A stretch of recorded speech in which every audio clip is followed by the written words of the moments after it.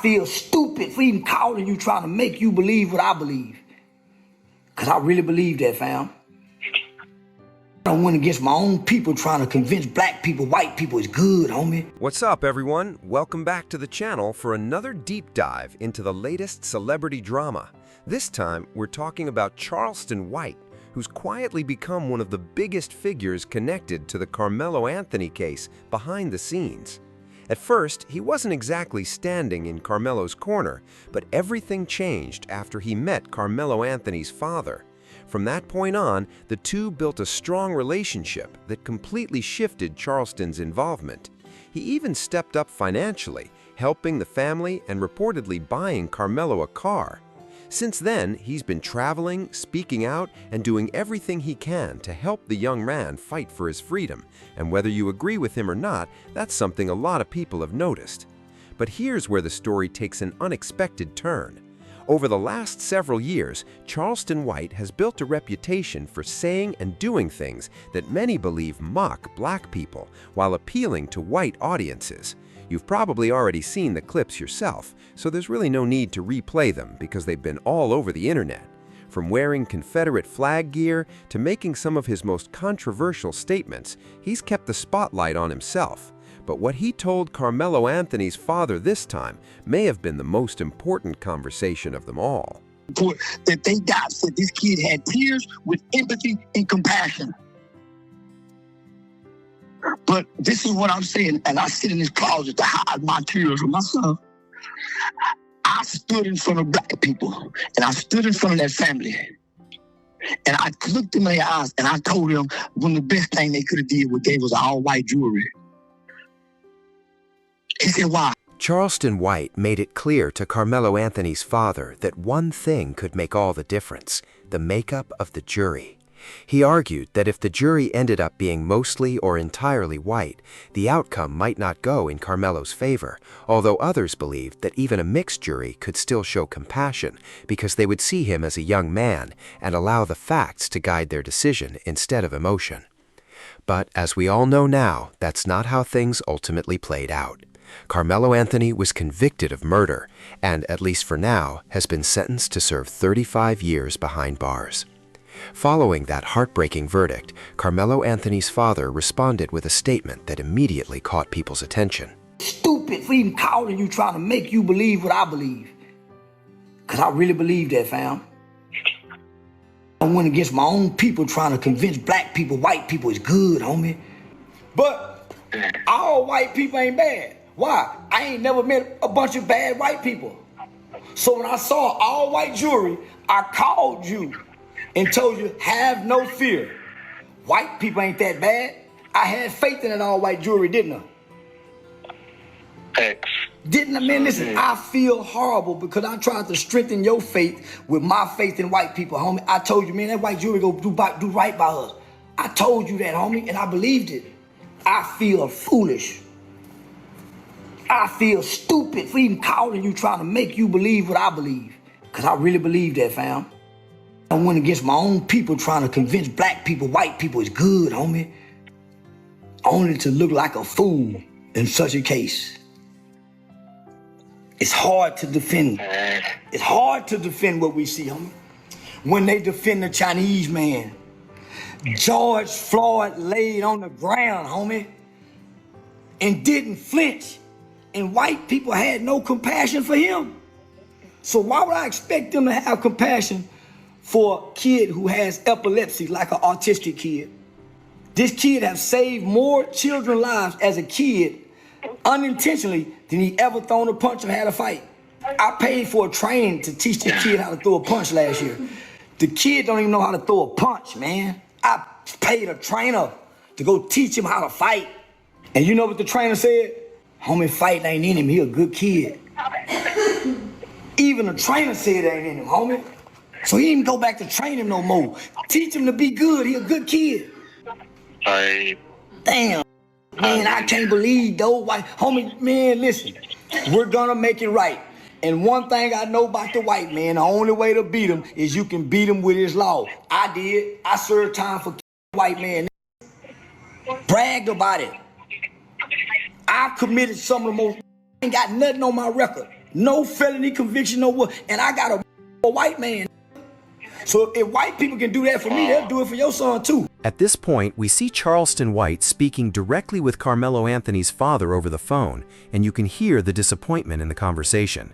From his perspective, he felt like the system didn't give Carmelo a fair opportunity, and he even questioned whether race played a bigger role than people wanted to admit. Now, whether everyone agrees with that viewpoint or not is another debate entirely, but it opens the door to a much bigger conversation that a lot of people avoid having. I've personally met plenty of white people throughout my life who have shown me respect, helped me grow, and opened doors for me, and I'll never take those experiences for granted. But one lesson I've learned over time is that nearly every community naturally looks out for its own interests first, and that's simply how people operate. The problem, in my opinion, is when you stop investing in the very people who help build your platform in the first place. If you don't value your own community, someone else isn't going to magically do it for you. That's a hard truth, and it's one many creators eventually learn the difficult way.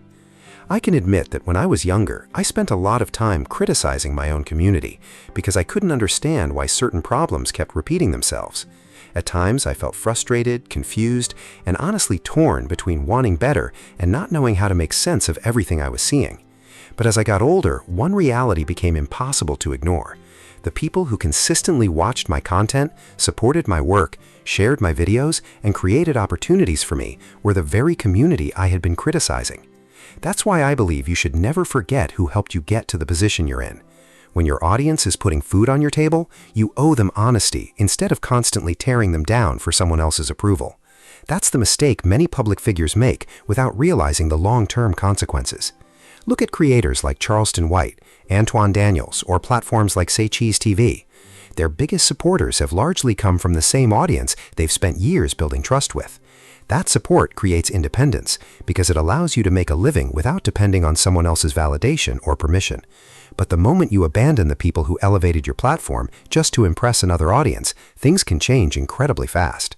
Here's what many people fail to realize. You become replaceable the second you're no longer useful. That's a painful lesson, but history shows it happening over and over again, and unfortunately, by the time some creators recognize it, the damage has already been done. Growing up, my mother always reminded me of something that still sticks with me today. She would say, never disrespect your own people in front of others when those same people are helping feed you.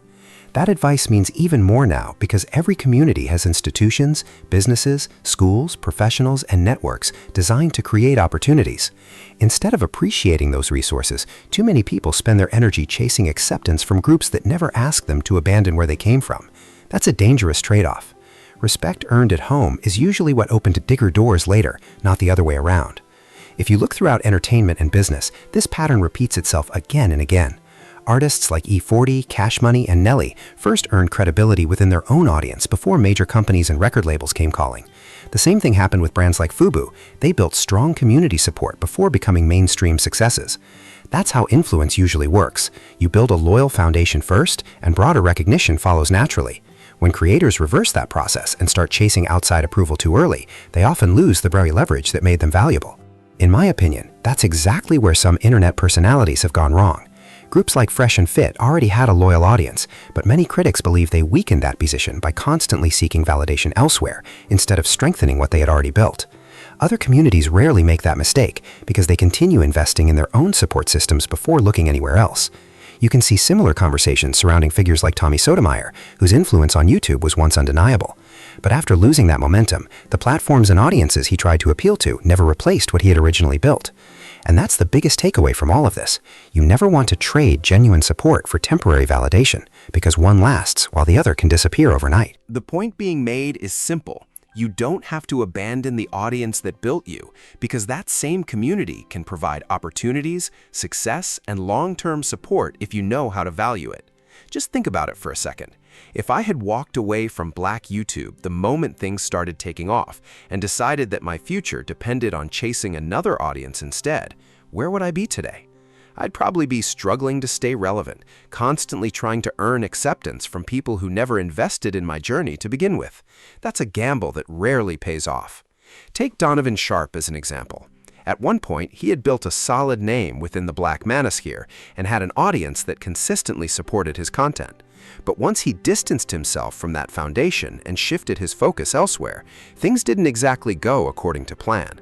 Instead of reaching another level, many people believe his influence declined, his audience shrank, and the momentum he once had disappeared.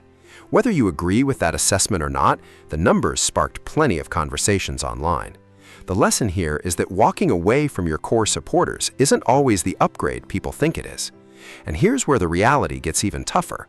Once you've spent years criticizing or turning your back on the community that helped build your platform, it's incredibly difficult to rebuild that trust. At the same time, the new audience you're trying to impress may never fully embrace you either. That's a dangerous place to be, because you end up caught between two worlds without truly belonging to either one. History has shown that happening to more than a few internet personalities.